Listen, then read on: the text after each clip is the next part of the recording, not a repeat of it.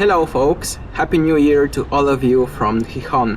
I was thinking it might be interesting for you to see little vlogs from different Spanish cities from the north coast of Spain and decided to do a little trial vlog from Gijón. I am starting my journey from the neighborhood Viesques. It is a relatively new neighborhood in Gijón built in the 80s and the 90s. Most of these blocks of flats are organized into the so-called social urbanizations, where the residents share a generous courtyard and enjoy common facilities, such as swimming pool, tennis court, and maybe some playgrounds. It works quite well, particularly if you have children and you want to raise them in the city.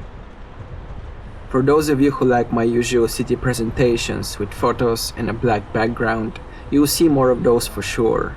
Over the last couple of weeks, I have been researching and putting together a video about Bilbao. I am going to visit Bilbao again next week, so I promise you some cool footage. In front of me, you can see the bull ring of Gijón.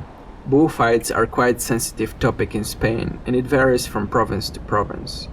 As far as I know, there haven't been any bullfights organized here for quite some time, and it is only used for events and concerts. In my last video, I shared with you that I am now living in the Principality of Asturias, northern Spain. It has actually been 1 year already, so I know what I'm talking about, although, as I say in all of my videos, take everything with a grain of salt, because life is not black and white and representing a city can be enormously subjective. I will skip through some parts for the sake of making this video reasonably short.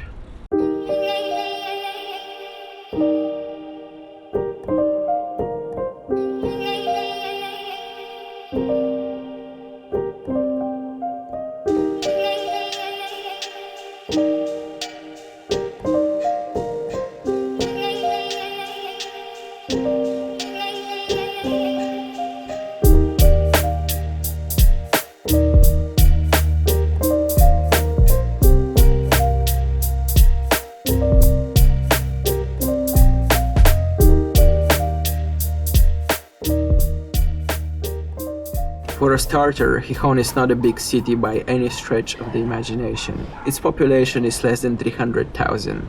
Having previously lived in cities like Glasgow and Rome, I can safely say it is not for everyone. If you look for a very dynamic and career-friendly city and you expect to meet lots of like-minded expats, then Madrid, Barcelona and Valencia might be more suitable for you. However, I also lived in Luxembourg City, which is just above 100,000 people, and I actually enjoyed the small city life a lot more than I thought I would. Broadly speaking, you do not have to deal with traffic, noise, long commute or high pollution. Crime rates are also significantly lower. It is a lot cleaner and easier to maintain, and you quickly get to know the local people. There are a lot more shops that sell locally produced food, from cheese to fruits and vegetables to honey. You can even find meat, eggs, herbs, fish, and I do not mean there are only one or two in the entire city. I mean that in our neighborhood alone there are dozens of those little shops. Even some of the big chains, such as Alimerca, predominantly have local suppliers for its fruits and vegetables. Spain is such a blessed country. It is probably the only country in Europe that can sustainably produce literally every fruit and vegetable, from avocados to grapes to bananas on the Canary Islands. It is really impressive. By the way, I have seen avocado trees in the countryside around Gijón that look very healthy and full of fruits, but let's not get carried away.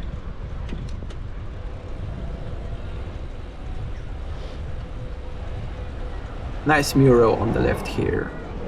There will always be at least one person running on the cycling lane. It is somewhat annoying and even dangerous, especially if you don't have a bell.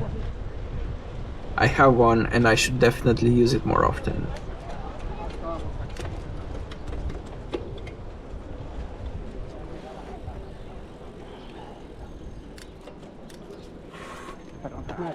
As I was saying, be cautious, because I should have slowed down before the crossroad. We are now approaching the Church of San Pedro, probably one of the most iconic buildings of Gijón.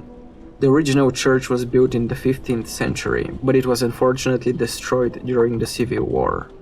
The current church was completed in 1955 in an architectural style inspired by the Asturian Romanesque and pre-Romanesque periods.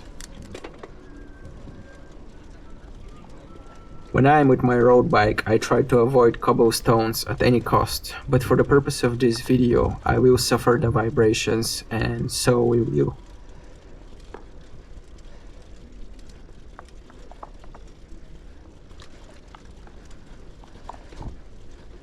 Alright, that's enough, see you up there.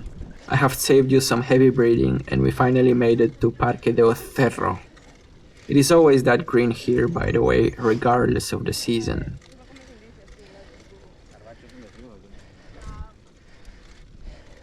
Parque del Cerro is the highest point of the old town of Gijón, where you can get a spectacular 360-degree view of the sea, the city, and Picos de Europa.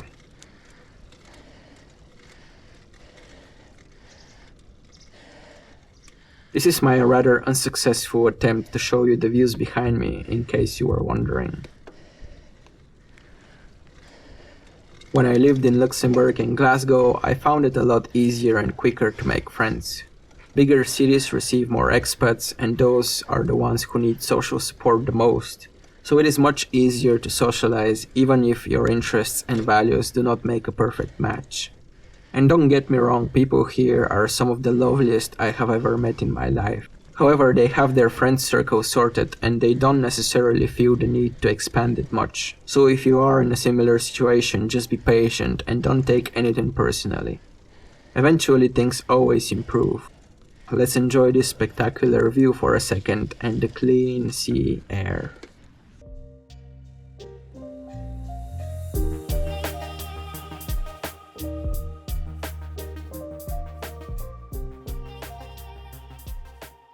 This place has been one of the most valued terrains in Gijón for centuries.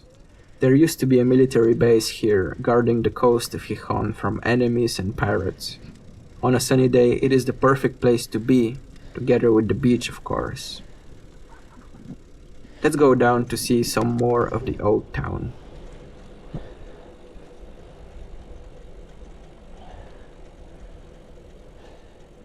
Always easier on the way down.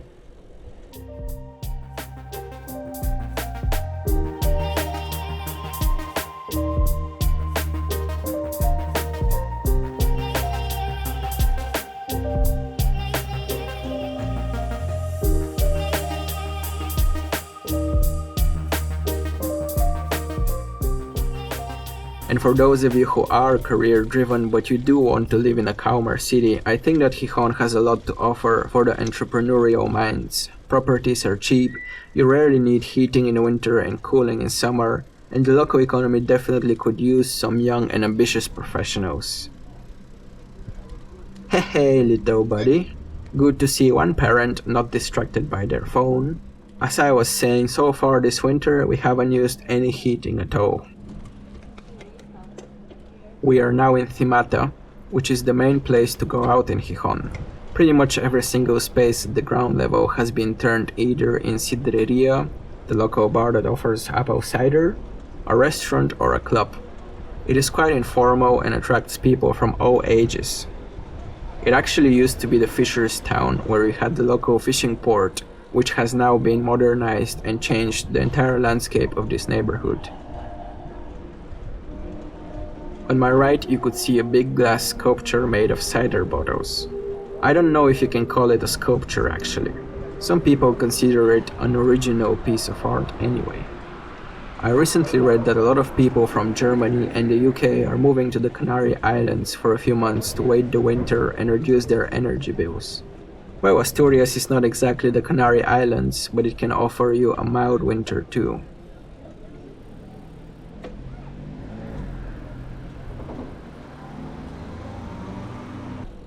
Right, so we took a short detour, but it wasn't particularly interesting. I also had a small issue with my brakes and it made sense to skip that part. Let's now cross the other side of the old town, which back in the day used to be underwater.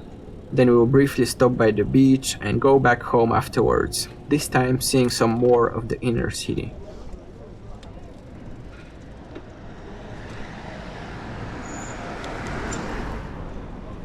In front of my right, you can see the statue of Pelayo.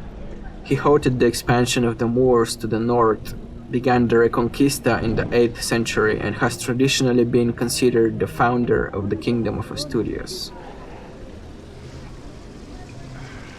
In front of us is Plaza Mayor, another iconic place in the city.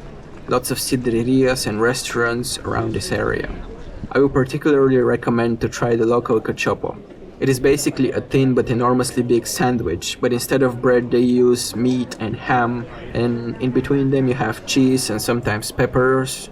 I know it sounds weird, but it's really good. So this is Plaza Mayor, in other words the main square where the old town hall is located and which currently hosts the city council. Another thing people here really appreciate are obviously the sea and the waves. Surfing is done every day and every season, so you will see surfers pretty much every time you go to the beach. There's a small foreign community of young expats coming to live and work in Gijón for surfing alone. That's some determination. The water in the sea is not particularly warm, 19 degrees in summer and 9 degrees in winter, but at least it is refreshing. Speaking of which, there are plenty of clean rivers around the mountains in that part of Spain, perfect for a summer dip and a nice weekend plan.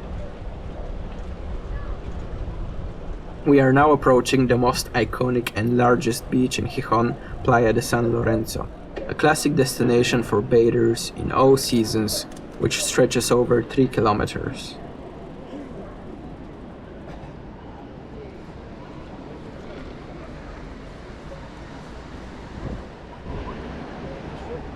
Look at this view.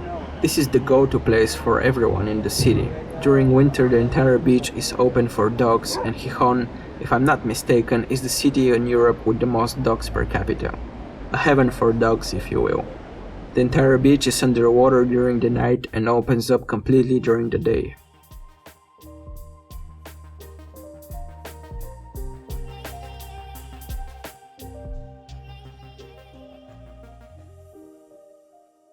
One thing I do not particularly enjoy is the bureaucracy here and how much effort it takes to get someone to move a pen sometimes. I'm sorry Gijón, but I need to be objective. I have plenty of stories to share, but I don't want to get into that now, plus bureaucracy is a common issue everywhere, having faced it pretty much in every country I have lived.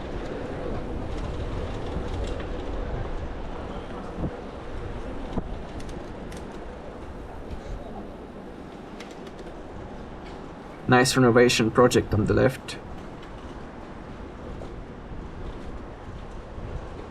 Because the street is so narrow and I want to avoid having angry drivers behind me, I need to be quick.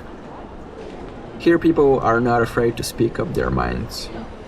Most of the streets in the city center are one way, so it takes a long time to learn how to navigate this part, especially with a car.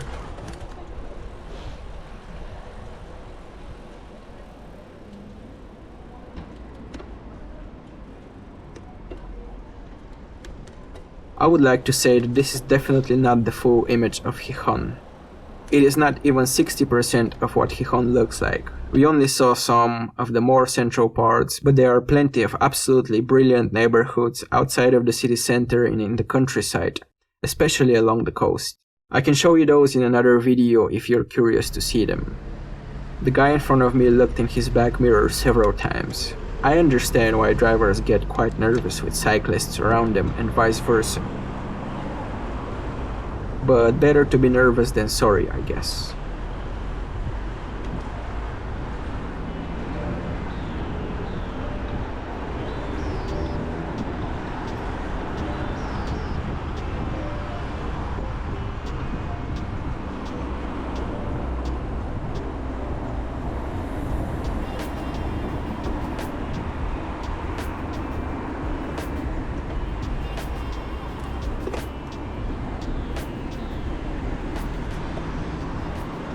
More than once or twice, I have been sandwiched between the parked cars and a car passing by, so always stay alert and signal.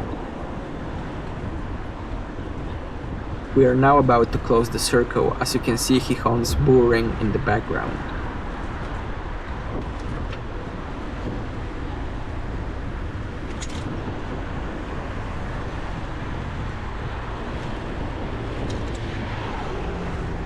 On the left of me you can see a famous school in Gijón, if you wondered how schools here look like.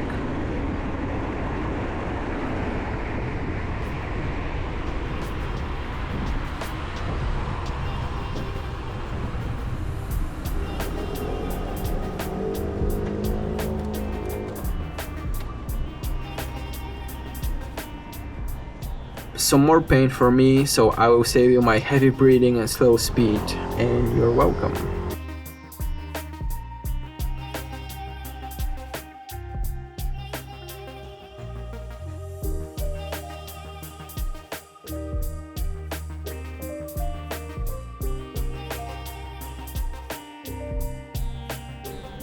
I am leaving you here at the top of the hill. I hope you enjoyed this vlog and see you soon when we are going to cover Bilbao. Go ahead and subscribe to my channel, give me the thumbs up below, and as always, hasta luego.